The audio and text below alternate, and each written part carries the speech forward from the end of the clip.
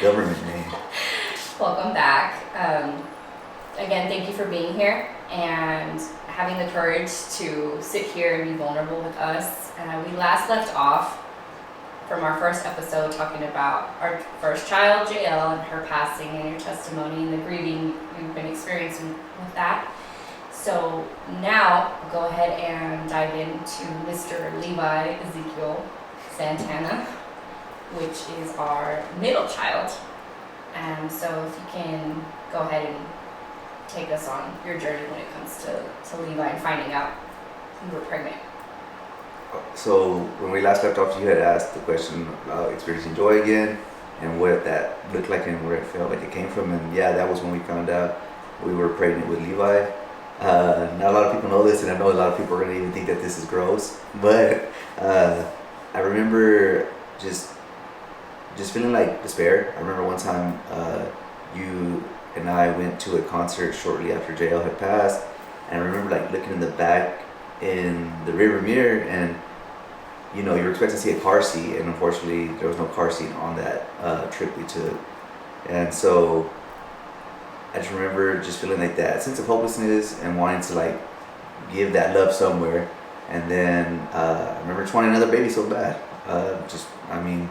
It's not that you're looking to replace a child by any means, because you can't do that. It's not like, you know, you lost a pair of your favorite sunglasses, you can go get another one. You can't do that, you know, when it comes to this by any means. But I do remember I wanted to, you know, be a father, and so we had another feeling that you were pregnant, and I had seen this YouTube video of this individual that shared with his wife that they were pregnant, and I was like, how did he do that, right? Well, he told his wife that the toilet was broken, so he went and got the pregnancy test, and yeah, he would put him in the commode or toilet, and I remember I tried it. I played that little trick on you, and then I remember seeing that the positive result. I remember going and sharing it with you, and we were just thrilled. I mean, it was another, you know, baby coming into our life. By this time we didn't know obviously the gender yet, and I remember you and I had watched what's the name of it? Mr. Peabody and Sherman? Oh yeah, with the dog and the yes. And I remember there was a song that the name of his Beautiful Boy. So we had actually heard that when we were pregnant with JL. So I remember that became my song for Levi though. I would sing it to him every day in the womb. And you know, just because of what we had went through the first time, didn't really feel like we were very informed on pregnancy in general and how things are supposed to kind of take due process. And so we switched up OBGYNs for you, and we went to see Dr. Locke at the Midland Women's Clinic. That, and still to this day, Dr. Locke is still by far somebody that will always just hold a special place in my heart, just because of his compassion and just his genuineness that he would share with us. But I remember we started seeing him, and of course everything looked fine, but that was only about, what, the 20-week checkup, I believe. I mean, it wasn't far in at all. And he told us that he was going to have us checked for genetic disorders, which... For you. Yeah. Because I had found it in my blood. Well, no, first he had you checked, and then he said if you were a carrier 2 weeks later, I'd have to get, you know, checked. And the stats on something of that nature are, you know, 1 in about 60 something people in one room, and 2 of those people, you know, get married and have children. And so ironically, after you got your results in, I had to go get checked 2 weeks later, and I was a carrier of a genetic disorder called SMA. What does that stand for? Spinal Muscular Atrophy. Not many people, I mean, I feel, are even aware of this type of stuff. I've known slightly about some genetic disorders because one of my, you know, childhood friends has battled cystic fibrosis, so just you don't realize this type of stuff. But I was a carrier, and the thing about it too is whenever you're a carrier of SMA or any of these genetic disorders, you can be a carrier of it but not affected. So that's why my wife and I, we were never affected by this disease. What it does is it shuts down pretty much, for a simpler way of describing it, it shuts down the connection from the brain to the muscles, correct? I mean, it doesn't allow them to grow and things of that nature. So I remember Dr. Locke trying to be so optimistic with us and telling my wife and I that, you know, there's supposed to be a 25% chance where our son Levi would be a carrier but not affected. 25% chance where he was not a carrier nor affected by the disease, and then another 50% chance where he'd be like my wife and myself, where we were carriers of it but not affected, and then another 25% chance where unfortunately your child does get it. And I just remember him being so optimistic with it and said, guys, you know, 75% is so much better than 25, which, I mean, anybody would think, yeah, that's a whole lot higher numbers to not have to worry about this. So I just remember Levi's pregnancy seemed to go a little bit smoother on the aspect of his overall health, but for our mental clarity, it wasn't easy experiencing such trauma and turmoil from what we went through with JL. So every little thing would kind of make us nerve-wracked. And I mean, also JL had the heart condition, hypoplastic left heart syndrome. So we had him checked, his heart was healthy. So everything started looking like this one was just a little bit more like a well-oiled machine. It was running more smoothly and like a rainbow baby. Yeah, I mean, you hear that term so often, like rainbow baby. So we're like so thrilled about this. You know, actually we didn't know he was a boy yet, but I'm saying come to be Levi. And I just remember then that they had to kind of start letting us know more about what SMA means. And so my wife and I had gone down to the beach with her family, because Levi, like I said, we were noticing a whole lot more movements with him than his sister, and I think that's how we were able to finally process, because part of the thing that we didn't kind of conclude on is there was really no determination of what ultimately caused JL to pass. But once my wife and I started doing our own research and understanding SMA, we were pretty confident that that was what unfortunately, you know, led to JL's passing. And so and this is an incurable disease. Yeah. As well. Yes. And so, like I said, SMA, what it does is, I mean, you can't lift your hands, your head. I mean, it's pretty much a. That's what I'm looking for. I mean, there's just no movement that can really be made by these individuals that unfortunately battle this. And so with Levi's pregnancy, they kept a close eye on us, and we were actually feeling move a whole lot more.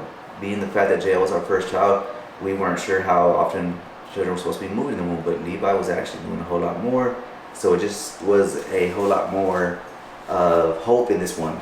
And so I remember we were at the beach, and I just remember my wife sharing with me that she didn't feel a move the day before she shared this with me. And as optimistic as I was trying to be, I was like thinking that it was because we were at the beach, you know, a lot of in and out of the water. So I just said maybe you just, you know, didn't feel the movements. But my wife, she has such great intuition. She knew something wasn't right. So we get back to, you know, Midland, and we call, you know, what was the name of that?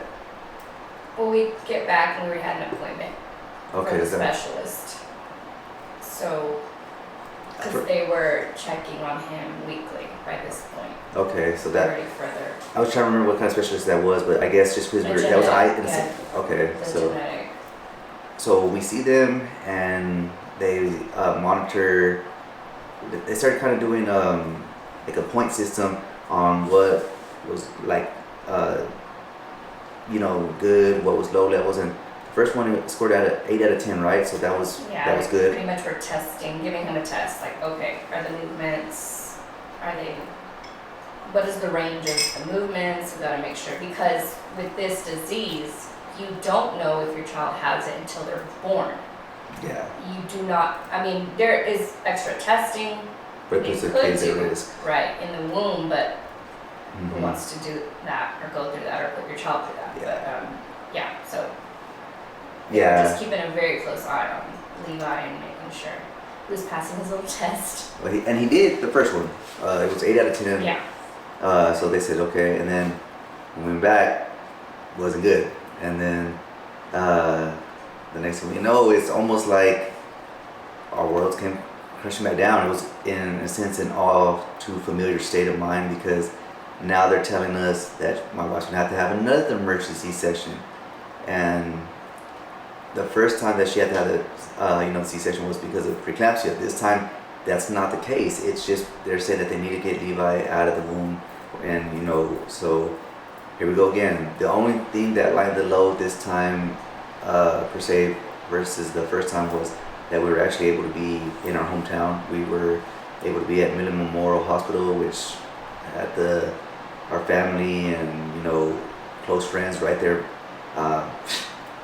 One thing about our kids though is that they are so loved. I remember we had the hospital room just packed before they took you back there for the C-section, and remember having to go back there. And as you recall in the first video, I'm still a wuss when it comes to blood, but at this time nothing had changed, so we had to go back there. And at least though I did have this, I don't know if it was just because of all the prayers that everybody had just bombarded us with, but this one felt a whole lot more peaceful.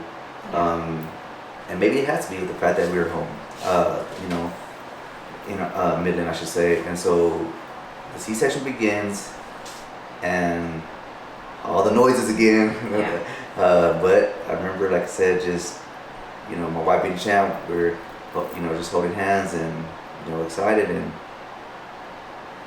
that's why, like I said, my hat has to go off to Dr. Locke, because I knew that the moment Levi came out again, there was no crying again. It was all too familiar. It's just the same way that JL, when she had came out, there was no crying.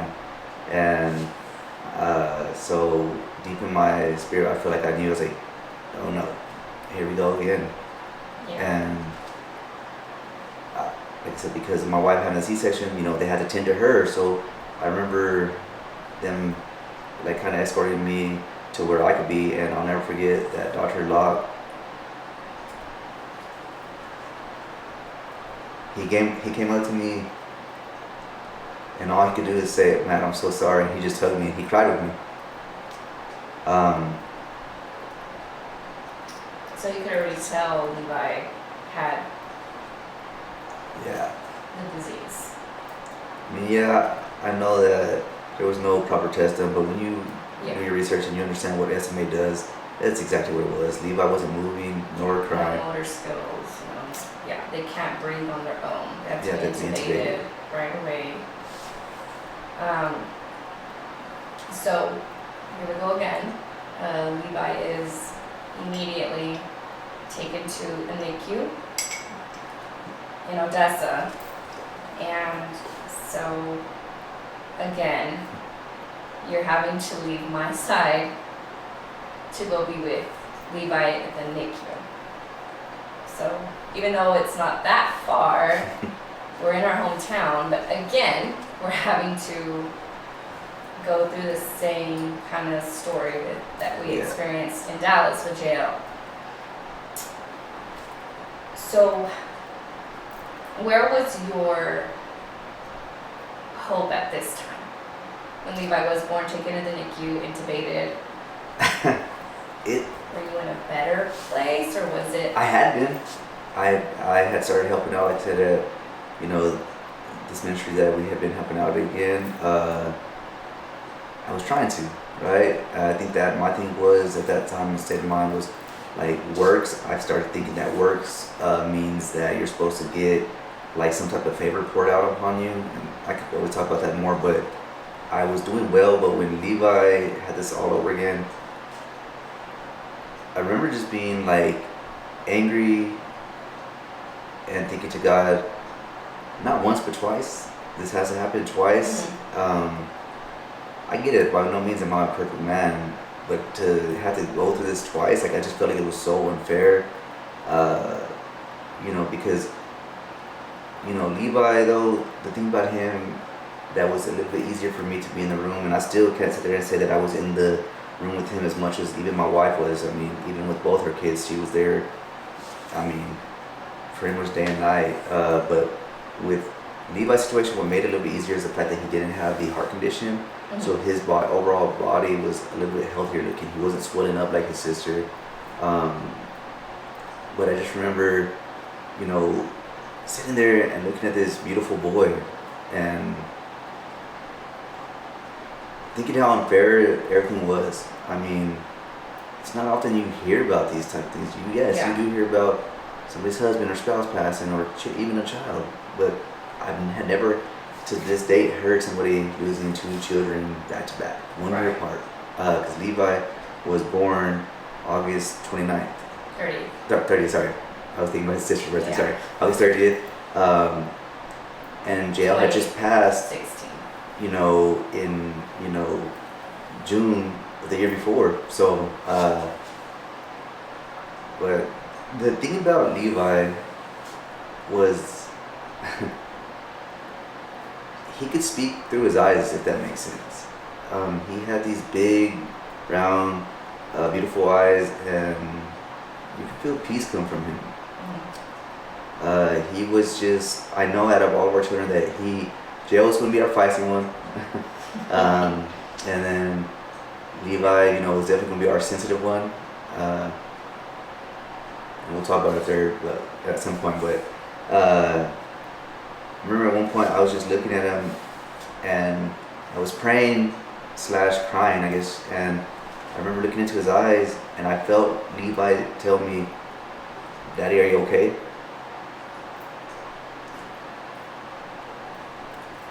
Yeah. I remember looking at him and thinking, like, how are you asking me if I'm okay? You're the one, laid in this hospital bed.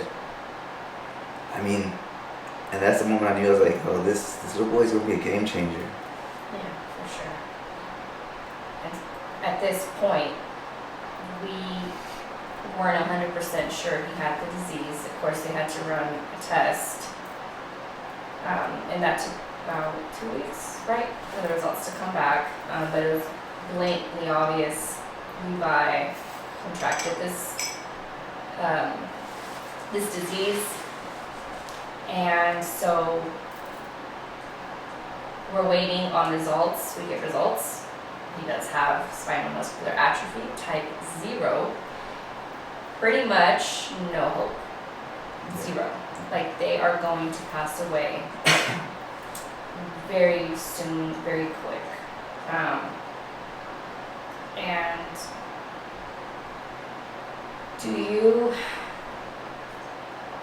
while we waited for these results, or we waited, do you recall any good moments Oh, plenty with with Levi?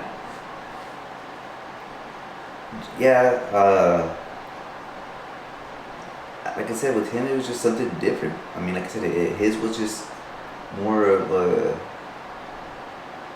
just an overall peaceful atmosphere. It just felt like there was just like this steady peace that radiated from him. I mean, Levi, was definitely the definition of what would have been like a pastor. And I'll never forget even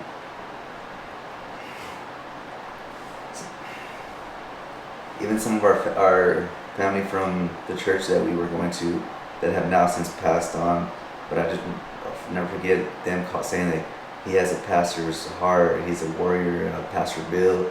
I mean, everybody just had nothing but just a vibrant spirit that Levi had. Everybody was just mesmerized by that beautiful boy. I mean, so much so that my mom still, tells me to this day that in his short time, he's what inspired her to commit herself back into a full relationship with Christ. And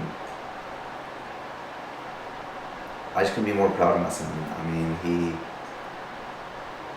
yes, I miss him terribly, but he just gave off so much great energy too. Even the nurses fell in love with him there. There was two nurses in particular, Mandy and Claudia. I mean, the way that they cared for our son, it almost felt like as if a grandmother was watching him. I mean, you felt so secure. I mean, they would just talk about, you know, just how well he did, and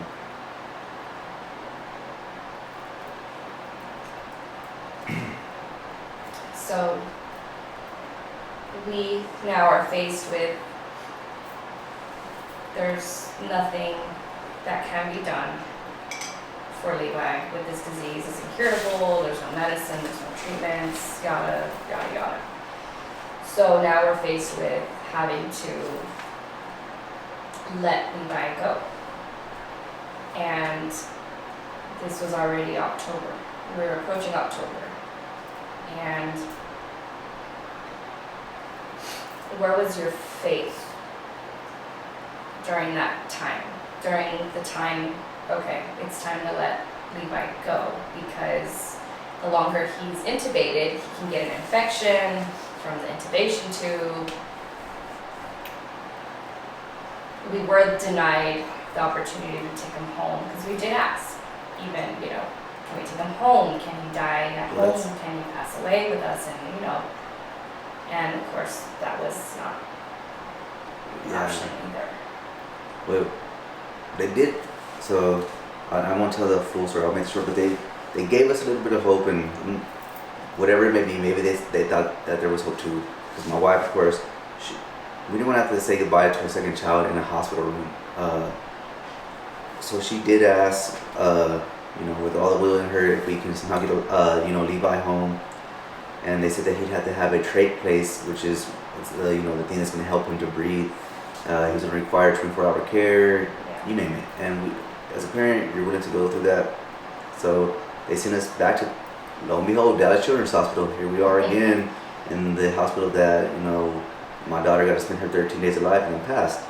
And so here we are again in that garden that I spoke about the first time that they had. I remember being out there, and I remember telling God, like, you're going to do this again? I mean, really? I mean, no type of miracle. I mean, come on, like, I'm still trying to, but it's very half-hearted. I'm not fully, because I feel like I'm so angry at God too. And I remember that they were supposed to get the trach put in Levi, and then they called us into a room again with my wife and I, and all. It's like a whole meeting. It was a whole meeting, and just to tell us that, oh, we can't give, you know, his body's too weak, possibly he can't have a trach. And I'll never forget, I just wanted to start flipping tables, because I'm thinking, why did you bring us back out here? And I said, yeah, I already knew his condition. That's not important, but yeah, I remember wanting to go off the doctor, and I did tell him, I said, get us home back right now. I said, we already have spent a few days away from our family. I said, we might as well get back, so get us back. And they said, no, they actually listened. I guess, you know, they actually listened to this little Mexican guy. And they get my wife and Levi on a jet back home, and I had to drive back down, you know, to Odessa from Dallas again. Like I said, you'll do anything for your kids. But yeah, I remember now here we are approaching these, that same atmosphere of, one of the things that one of the doctors said to me at the Dallas Children's Hospital that really made me realize how just severe and how ugly of a disease this is they said, they kind of compared it in a sense to like sleep paralysis, or it's like, you know, because at this time, this particular person, just before they gave us the news that he wasn't be able to, you know, get the trach and actually come home with us after all, but they said, guys, when he does get home, don't have family and friends like coming up to him with loud noises or like putting things in his face, because like, can you imagine if you were like just bedridden and people were coming to you with like loud noises and you had no capability of moving? And the moment she said that, I think that was the moment I said, I don't want my son to suffer like this. I cannot by any means let myself be the selfish to try to like keep him any longer. Of course, as a parent you want to, but I'm saying you had to realize, you know, are you doing it for yourself now or doing it for them? And so We get back home, and like I said, we're in that position again of what day. And I had so many people in my ear trying to tell me what to do. And I know, like I said, I know they meant well, but they're not in my shoes. They had never been there before. But they were trying to tell me what to do. And I just remember I wanted to wig out and just like, leave me the blank alone, right? And I remember having to go home to get some stuff from Midland, like I said, because it's only, for those of you that don't know, Midland and Odessa are like about 20 minutes apart. So I'm coming back to our hometown Midland to get some stuff, and I'm driving down the highway, and I start hearing some dark voices.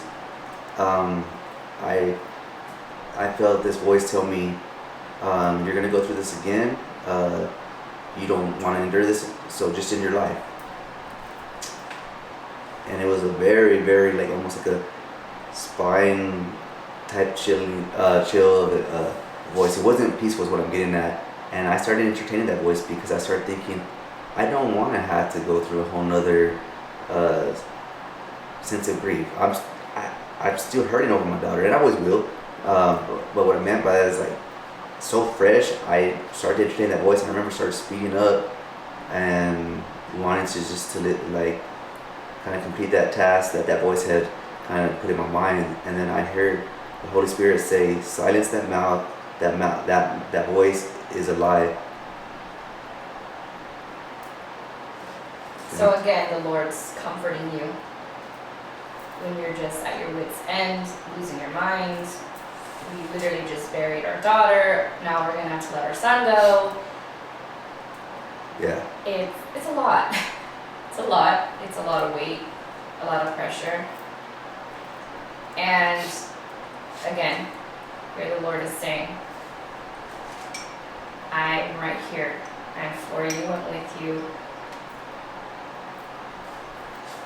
Still giving you that hug that only our Father can. Definitely, for those that don't believe, my prayer throughout this and hope is that you'll come to know the Holy Spirit like that. Because if it wasn't for that voice, I don't know if I would have lived another day after that.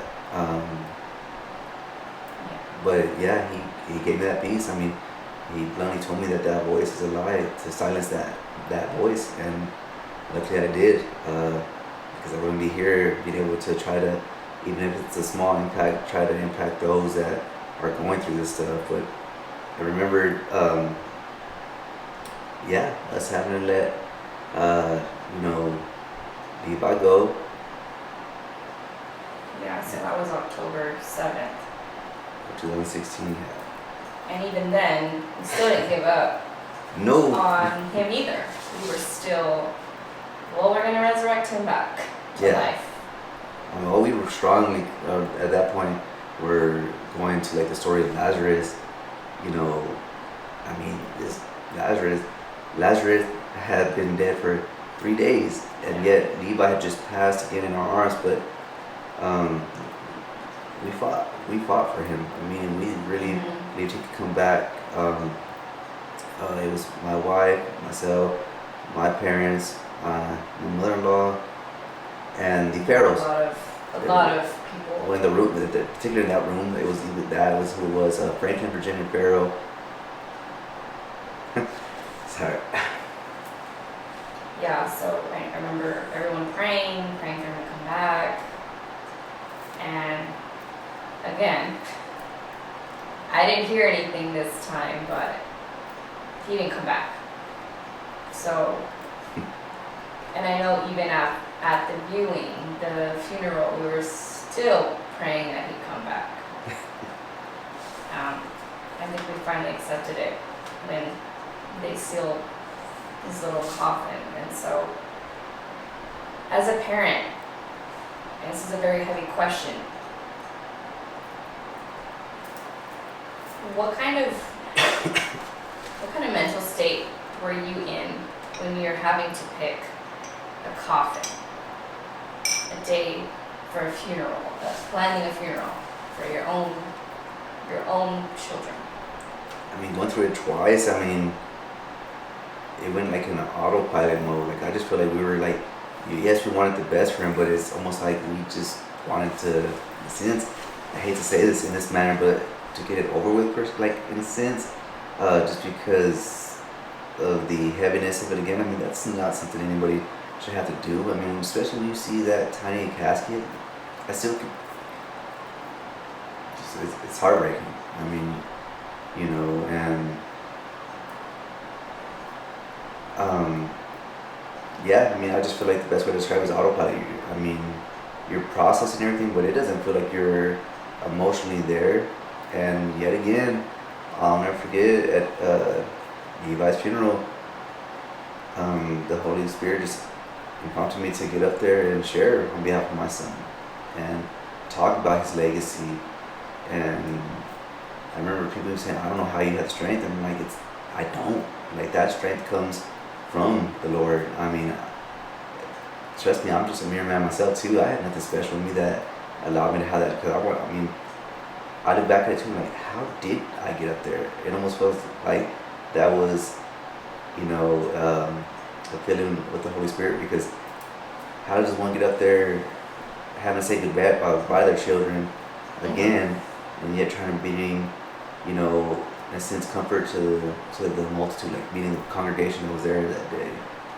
But that's just the type of kids that my babies were. I know that they were going to be world changers, and yeah, in their short time on earth, they did. And I honestly feel like JL took Levi with her.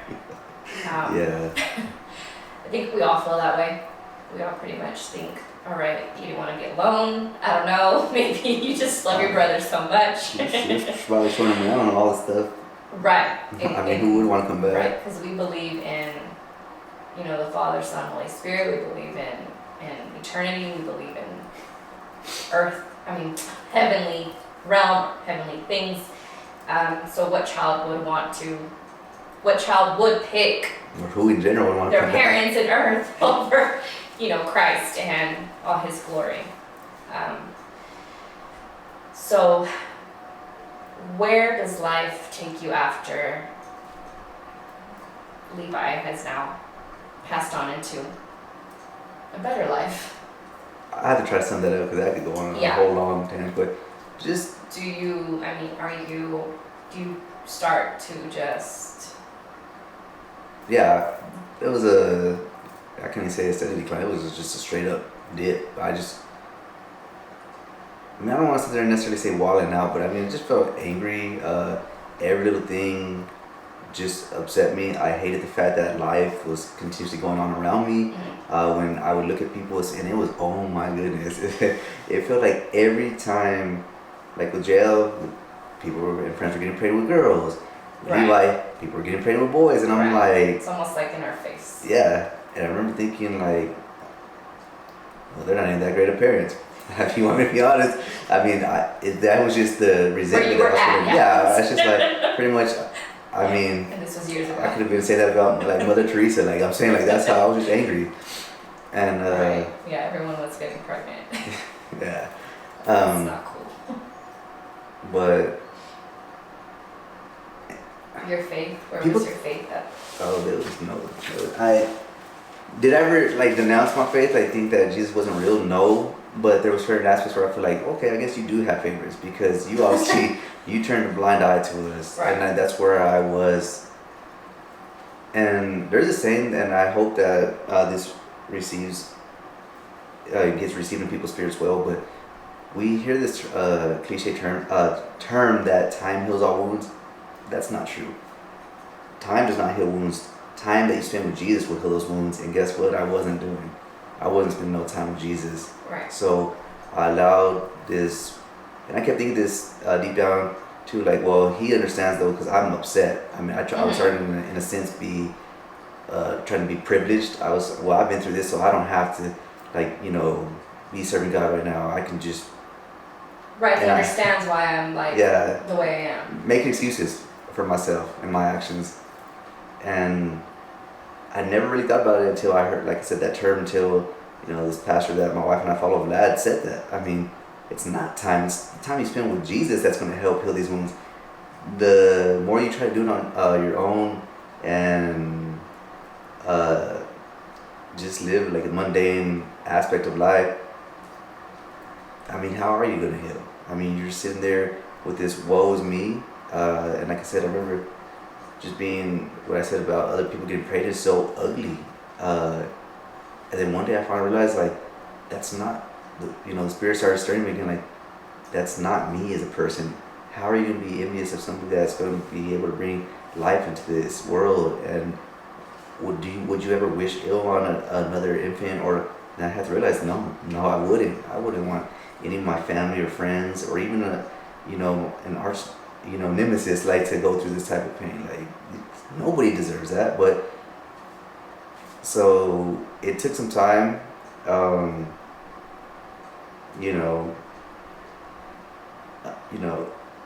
My wife and I mean, almost didn't even stay together. I know that's supposed to affect. It's taboo, right? People don't want Christians to admit this, but why not? I mean, we're supposed to be sharing these. I mean, our testimonies are where the power is to show God's redemption. But yeah, we almost didn't make it. We started seeing, a Christian counselor because we needed that help. And so therapy was a option for us. And I know a lot of people will shy from that, or no, it is what it is. Go get therapy. Therapy helps. Yeah, it is what it is. It's life. I'm not the first. I'm not the last. Yeah. So your advice would be: Are you an advocate for getting help in that? Yeah. I mean, and make sure that it's sound though too. I mean, don't just go and get some advice from any Joe Schmo or Miss Cleo 1-800 to tell your future. She's still around. I don't know. I've never caught her. But yeah, absolutely. Because our grief counselor's name was Tom.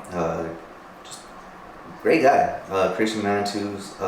Solid, theology. And I'll never forget that he even encouraged us. He said, I'm very proud of you guys because the divorce rate in a secular aspect and even in a Christian household, when somebody experiences the loss of a child, and he said not just, he said not 2 children, but just one alone, that's the same divorce rate. And I was like, wow. I was like, all right, that makes me not feel as bad because we're about to divorce. I mean, it's just that's where you feel like you were at that moment. We're going to the courthouse. And, right now. So. I don't think you go to the courthouse like that. Anyways. But I do remember still feeling, like I said, I was getting past that point of being like jealous, right? For other people. But I mean, I still had a desire to be a dad. And yes, I will always be a dad to JL and Levi. But I wanted a baby that I can raise. I wanted to even change the dirty diapers, and you wanted that experience. They started telling us that because of the high risk of the genetic disorders that we carry can be a risk. They started even telling us that we were going to possibly even getting discounted, like in vitro pregnancy, type of discounts and things of that nature. So they were hyping us up, and the next thing I know, yet again, I feel like the rug gets swept from under us, and it's like, oh wait, now you guys aren't eligible for those discounts. And for those of you that don't know, in vitro pregnancy can range, I think, like $18,000, if not more. I mean. So they were giving options. Yeah, they were trying to give us options, and which even then we weren't on the same page. Oh yeah, I was about to get there. Go ahead. My wife was, which is understandable. At that time, I didn't want to see her side of it, but I mean, the women are the ones that carry the children. And I still am a firm believer. I can't sit there and say that they love them more, but they do have a different bond. I know that there are some parents, unfortunately, where only one parent sticks around, and I can see how people can think that one parent can love one more, but I definitely think that mothers have that bond with those children because you are the ones that carry them in the womb. So I had to try to find that balanced respect for my wife because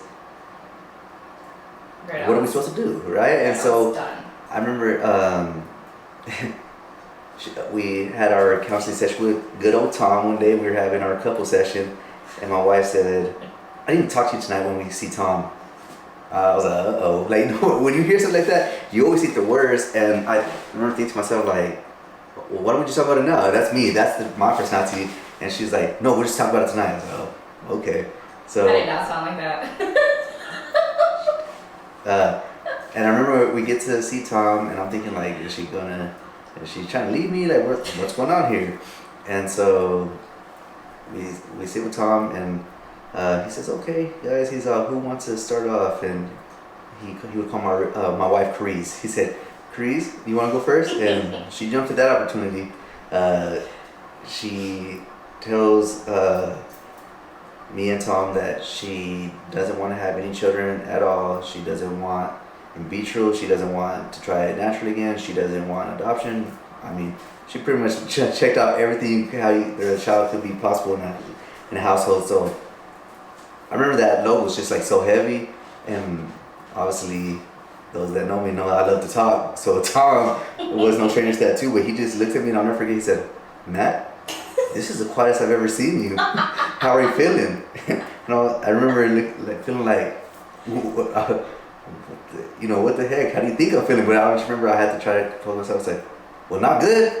Remember that's how I answered him. And he's like, "Well, why is that?" And I just remember thinking, I was like, "Well, she just told me she don't have children, and I do want to have children still." And I forget Tom's wisdom. He said, "Matt," he's like, "Do you know how you'll wake up feeling tomorrow? Like your mood?" I said, "Well, no, because I'm not there yet." He just kind of shook his head. I said, "Exactly." He said, "Carice," he said, "she doesn't know how she'll feel 5 years from now, 5 months." He said, "That's how she's feeling right now, and you have to respect that." Oh, I did not want to hear that. I did not want to hear that when he said I had to respect her.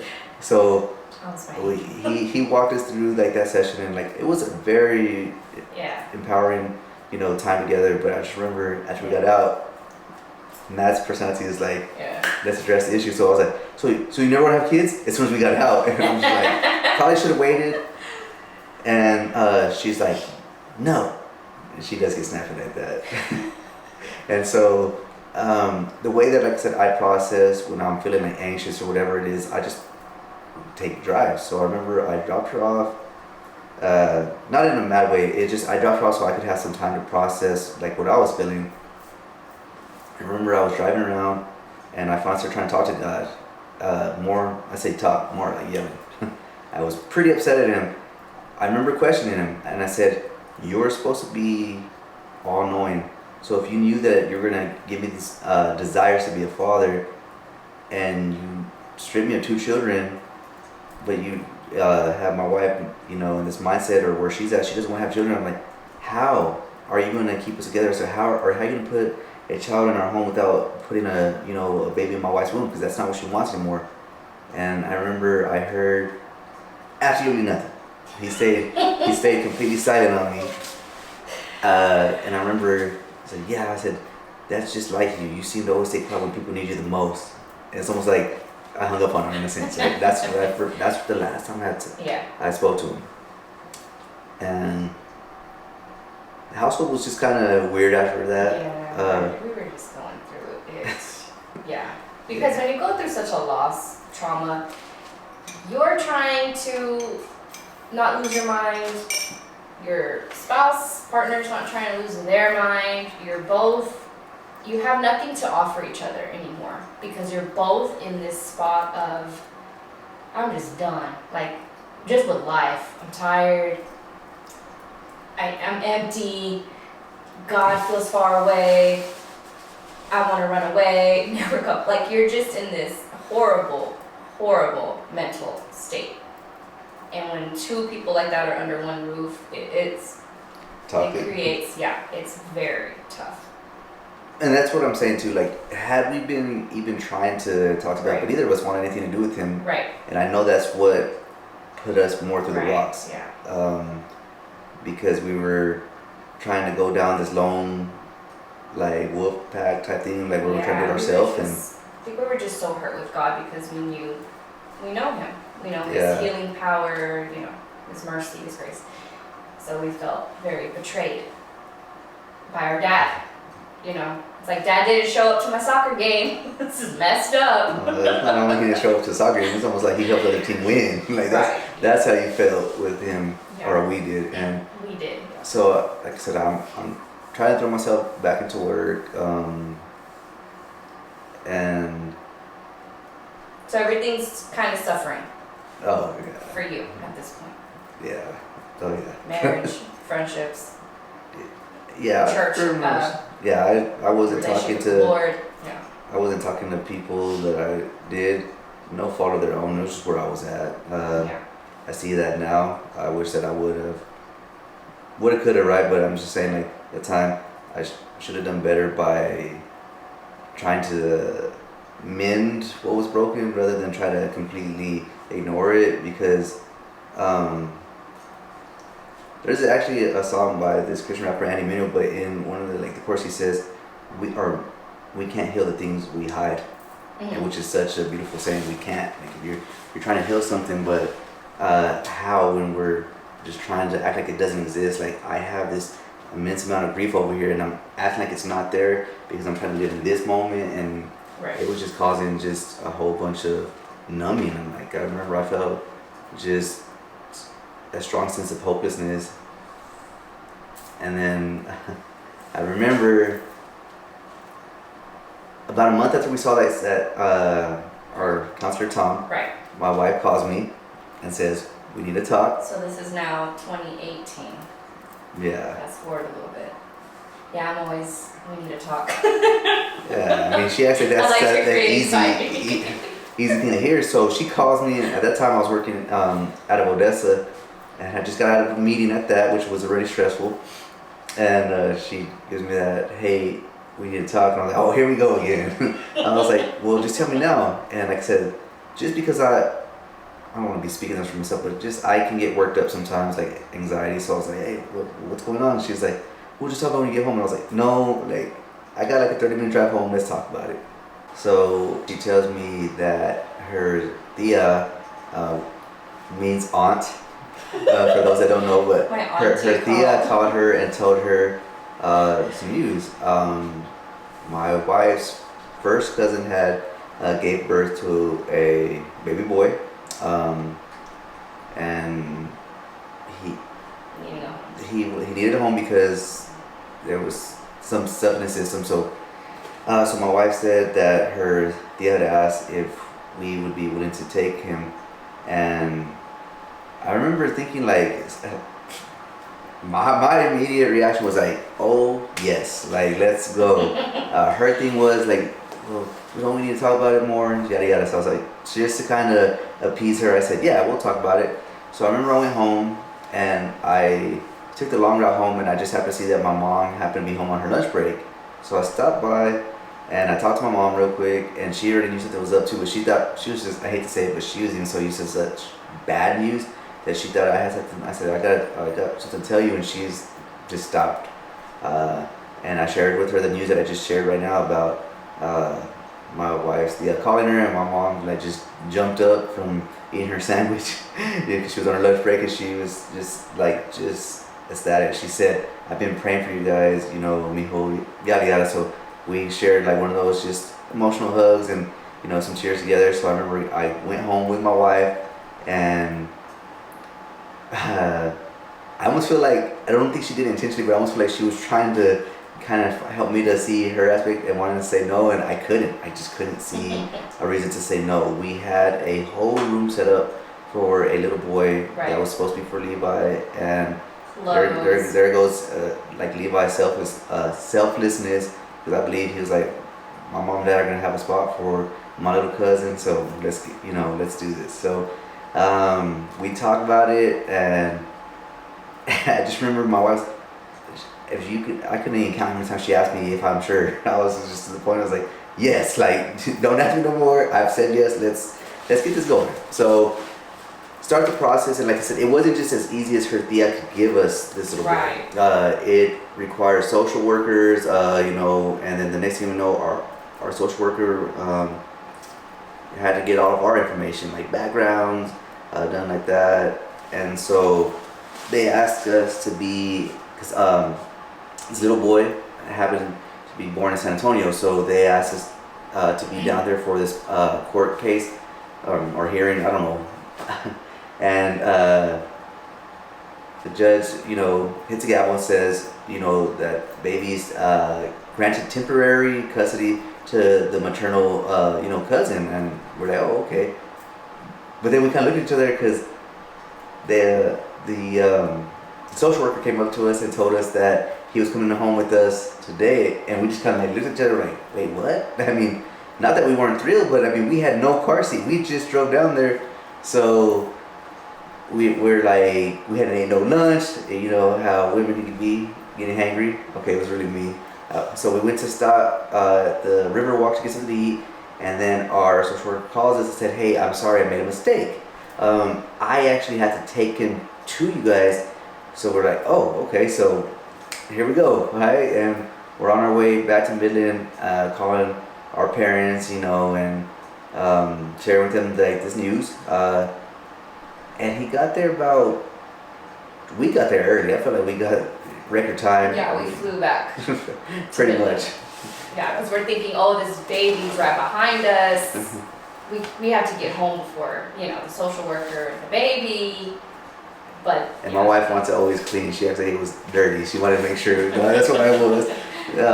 And we get home, and the next thing you know, we're there for 1 hour, 2 hours. Long story short, my wife even falls asleep because we're still waiting for this baby boy to come to our home. She finally gets there, like I said, about almost 1 o'clock, right? Yeah, in the morning. Late, yeah. And she hands us this beautiful boy named Elijah.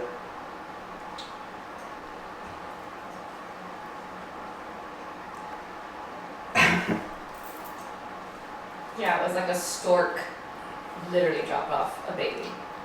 Yeah. On her doorstep. All of the chaos and heartache that we had and have endured, it finally felt like it was so surreal, like something good was finally happening to us. And I still just remember holding Elijah for the first time. Because things aren't official yet, right? I mean, we still have to go through some stuff, but just holding them and finally getting that feeling I finally got to hold a baby that in our home.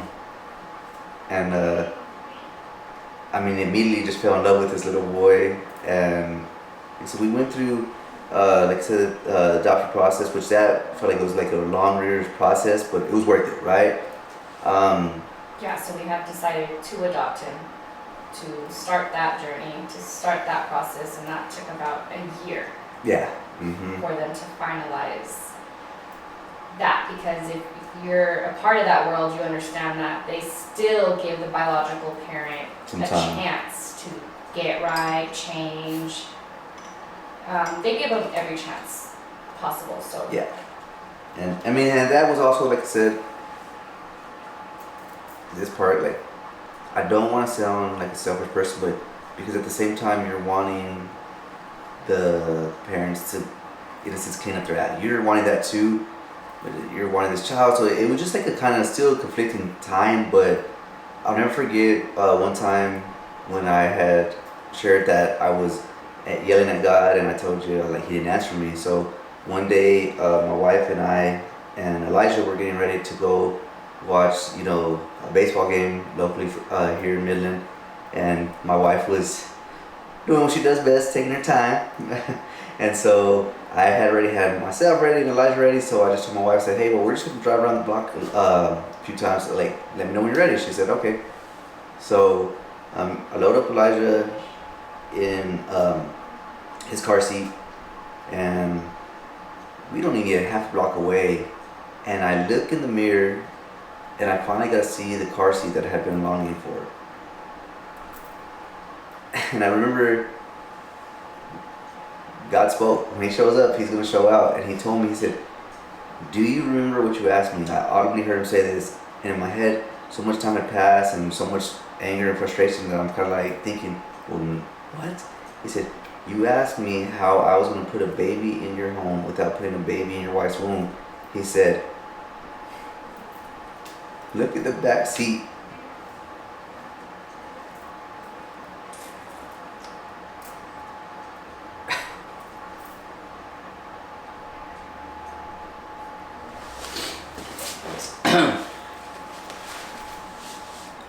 And I think that's the moment that I finally can sit there and say that I won't question God any longer. Not saying that I'll agree with his every move, and I think he's okay with that. But that was the moment, I mean, for him to audibly tell me and remind me, even something that I had forgot, I had asked him, and he shared with me.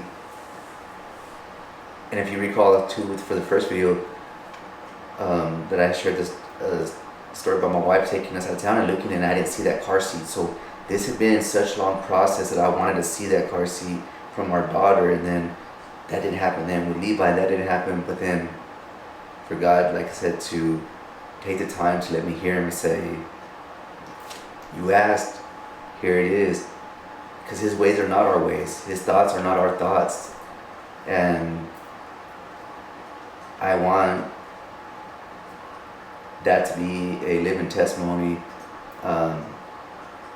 It's not always going to look the way that you want it to look. Did I ever think that I would be the father of an adopted child? Like, no. Not that I ever looked ill on that, but I never thought I would. Did I ever even think I'd be the parent of, not just one but two children, infant losses? No. But here I am, here my wife and I still stand sharing these stories to bring hope. Aside from God, we are nothing. He can handle your frustration. He can handle your tantrums. He created you. He's not taking off his throne when you throw your little temper tantrums. He's not. A lot of people want to sit there and misconstrue the way that God is. Like, he's Abba, he's Father, he's compassionate, but he does have mercy, and he will have his vengeance as well. But what I'm trying to get at is, he's not taken off of his throne when you get frustrated with him. He's not like, oh my goodness, they're upset with me. He knows. He's all-knowing. He's omnipresent. So what I'm getting at with all this is, he can handle you exactly where you're at, and don't be scared to let him know how you're feeling. But also, don't take so much time trying to figure this out by yourself, because it won't work. Take it from me and my wife, it didn't work. The time that we were in our own state of mind, in a sense only worrying about ourselves, I can sit there and say that was the loneliest time of my life in those moments, because I stepped away from a good father that cares about us tremendously, more than we can even fathom. So much so, like I said, that he saw us fit for Elijah. And a lot of people, when it comes to the adoption, they might think that, in a sense, you rescued this child. No, Elijah rescued us. He brought that hope. Brought that hope into the home that we had been longing for. That home now felt complete.